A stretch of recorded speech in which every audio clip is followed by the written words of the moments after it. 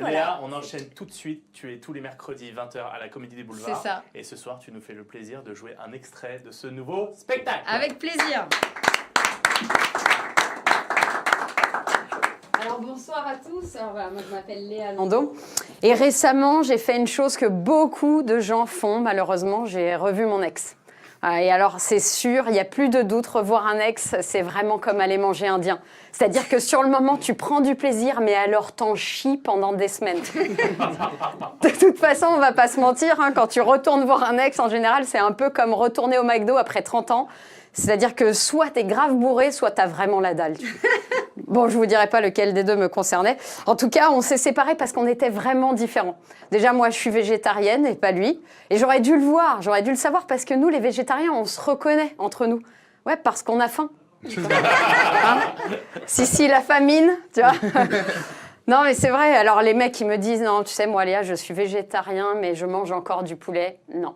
Non, les gars, t'es végétarien ou tu n'es pas végétarien. Parce que c'est vrai, moi, chaque fois que je vois quelqu'un manger une escalope de poulet devant moi, je peux pas m'empêcher de lui dire. T'imagines que s'il y a même pas 2 semaines, si ça se trouve, ce pauvre poulet était en train de courir gaiement. Et vous savez ce qu'ils me répondent ? Ouais, enfin, s'il est là, c'est qu'il a pas couru assez vite. Qu'est-ce que vous voulez dire à ça ? Les gens ne sont pas prêts, voilà, c'est tout. Et mon ex non plus était pas prêt, alors voilà, il m'a quittée, j'étais malheureuse. Et alors là, j'ai eu le droit à toutes les phrases que vos amis vous disent, tu sais, quand tu es larguée. Mais ça va, Léa, 1 de perdu, 10 de retrouvé.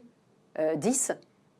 Enfin, moi, ce que je veux, c'est être en couple, hein, pas dans une partouze. Là, il me dit, oh, t'es chiante. Non, mais enfin, ce que je veux dire, c'est que le prochain, tu le verras pas venir, quoi. Ok, donc si je le vois pas venir, mais ça s'appelle un viol, en fait. Je dis, ah, il dit, ah, t'es vraiment chiante. Non, ce qu'on veut dire, c'est que ça vient toujours quand on ne s'y attend pas. Ok, d'accord. Mais je m'y attends, là, tu vois, peut-être ? Non ? Et ça vient ? Jonathan, ça vient ? Ouais, ça vient pas, tu vois ? Non, c'est vrai. Mais c'est vrai qu'à notre époque, c'est difficile de rencontrer quelqu'un. Là, moi, je me souviens d'une époque où mes amis m'appelaient en disant « Mais Léa, mais t'es folle, reste pas chez toi ce soir, viens à la maison, on se commandera une pizza, je te présenterai Thierry. » Maintenant, il me dit « Mais tu me fais pas chier, tu restes chez toi et tu te mets sur Tinder comme tout le monde, tu vois ?» Alors, il paraît qu'avec Tinder... Alors, oui, pour ceux qui connaissent pas, c'est-à-dire qu'en gros, je reste chez moi, je prépare ma pizza et je commande Thierry. Tu vois la différence ? Alors, il paraît qu'avec Tinder, t'es toujours en couple, c'est l'avantage. Et c'est vrai, j'ai une amie qui pratique. Je lui ai dit, alors, t'es en couple, toi, en ce moment ? Elle m'a dit, mais évidemment, attends, mardi encore, j'étais en couple, de 22h à 23h10. Jeudi dernier, j'étais en couple pendant 35 minutes, mais intense. Et elle me dit, par contre, hier, j'étais en couple pendant 4 minutes. Et alors là, j'ai même été obligée de lui parler après, c'était un cauchemar. Je lui ai dit, et alors ? Elle me dit, mais si j'ai envie de parler, je me fais un blablacar.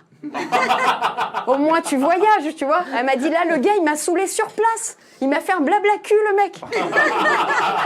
Non, mais sérieux. Alors, c'est vrai que c'est compliqué. Moi, il y en a un qui est désespéré à l'idée que je ne sois pas encore mariée ni casée à mon âge, c'est mon père.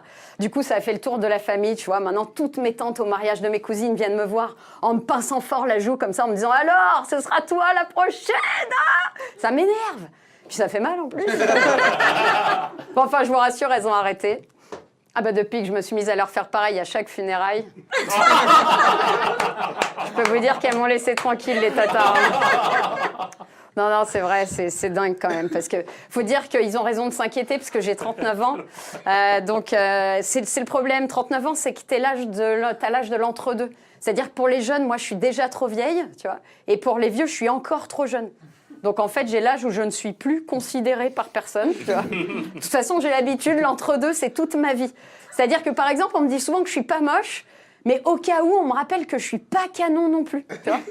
Du genre, ouais, ça va, t'es mignonne, mais enfin, t'emballes pas, quoi. Bon. C'est à quoi je réponds toujours, ok. Eh ben, emballe-moi, toi, alors. Hein.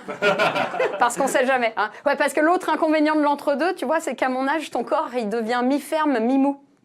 Tout ça parce que j'ai voulu être à la mode, hein, hashtag balance ton sport. Non mais en tout cas, voilà, 40 ans, bientôt, pas d'enfants. En même temps, quand je vois mes amies qui en ont, elles sont toutes à ça de regretter d'en avoir, tu vois. Quand t'écoutes leurs conversations, c'est, dis donc, t'as pas remarqué qu'un enfant, c'est comme le café ? C'est-à-dire que t'es très contente d'en avoir un dans ton salon tous les matins au réveil, tu sais que ça va finir par te rendre nerveuse, mais alors qu'est-ce qu'on l'adore quand il est frappé ? Et t'as l'autre qui lui dit mais oui c'est vrai t'as raison un enfant café c'est pareil ça t'empêche de dormir et tu regrettes toujours le dernier. Non mais elles sont folles, c'est-à-dire il y en a même une troisième qui arrive en disant les filles je vous le dis moi pour les prochains je veux des jumeaux. On dit pourquoi? Elle dit bah, pour le côté pratique. Parce que c'est comme les clés de voiture, au moins si t'en perds un, il te reste toujours le double. Tu vois. Alors après, il paraît qu'un enfant, c'est chiant. Ça peut faire 1000 fois la même connerie et t'as beau le prendre la main dans le sac, il dira toujours non, non, c'est pas moi. Donc en fait, avoir un enfant, c'est un peu comme si Patrick Balkany vivait chez toi, quoi. Tu vois. Non mais alors j'hésite, moi, avoir un enfant. C'est vrai, la grossesse, en plus, ton corps qui change et tout. Ah, les mecs, vous avez la vie cool. Hein. Pas de règles déjà. Et puis alors un enfant, pour eux, c'est comme une pizza. C'est-à-dire, ils te le mettent au four, ils reviennent quand c'est prêt. T'imagines en plus si t'as le même en petit, si le gamin ressemble à ton mec, le pauvre gosse, il t'a rien fait, que tu peux déjà plus le piffrer.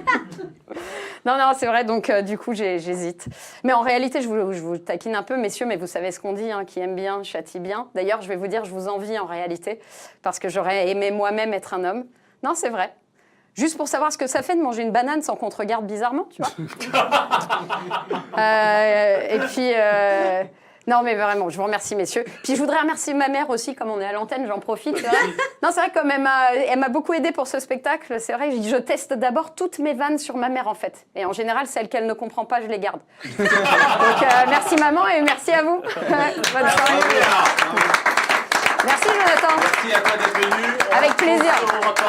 Ouais. Et tous les mercredis à la Comédie des Boulevards. Ouais, venez nombreux. Ça marche. À bientôt, merci, bonne soirée. Léa. Salut, Ciao. salut. Ça va, Alban ? Très bien.